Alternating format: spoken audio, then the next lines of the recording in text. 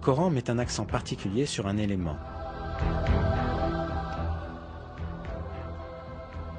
Le fer.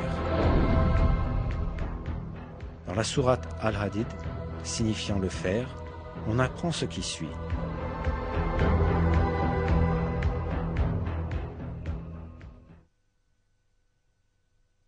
Et nous avons fait descendre le fer dans lequel il y a une force redoutable, aussi bien que des utilités pour les gens.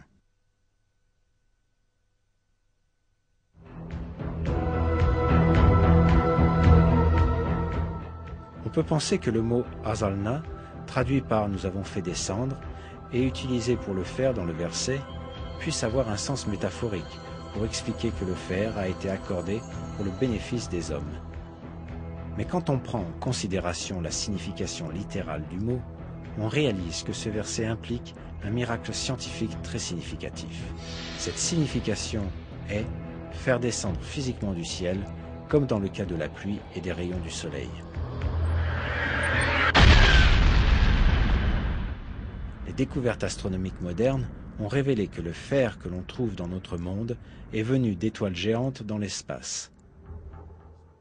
Le fer sur Terre, mais aussi le fer dans le système solaire en entier, viennent de l'espace, puisque la température du Soleil est inadéquate pour la formation du fer. Le fer ne peut être produit que dans des étoiles plus grosses que le Soleil, où la température atteint quelques centaines de millions de degrés.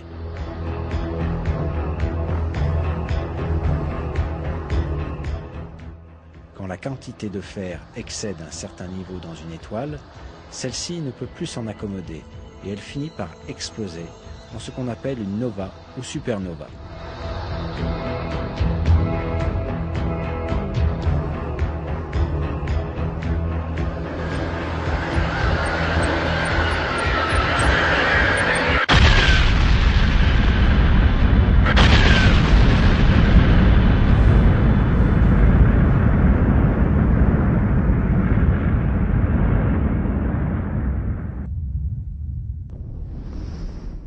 Ces explosions permettent la dispersion du fer dans l'espace.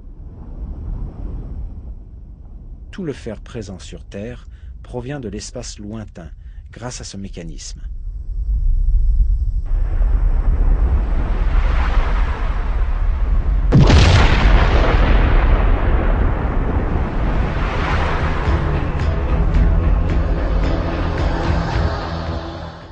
En d'autres mots, le fer est descendu sur Terre, comme nous l'apprend le verset. Il est clair que cette information n'a pas pu être établie au 7e siècle, quand le Coran fut révélé.